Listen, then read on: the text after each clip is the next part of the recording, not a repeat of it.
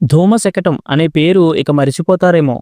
అప్పుడెప్పుడో బ్రిటిష్ వాళ్ళు వెళ్ళిపోతూ ఇచ్చిన పాత రైలు బండిని మన వాళ్ళు ఇప్పటికీ మరమ్మతులు చేస్తూ వాడుతున్నారు.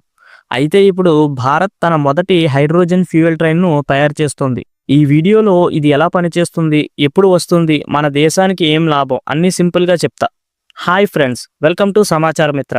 హైడ్రోజన్ ట్రైన్ అంటే ఇది డీజిల్ మరియు ఎలక్ట్రికల్‌ని ఉపయోగించదు. స్వచ్ఛమైన హైడ్రోజన్‌తో నడిచే జీరో పొల్యూషన్ ట్రైన్. ఈ ట్రైన్‌లో హైడ్రోజన్ ప్లస్ ఆక్సిజన్ కలిపితే విద్యుత్ తయారవుతుంది. ఆ విద్యుత్తోనే ఈ ట్రైన్ నడుస్తుంది.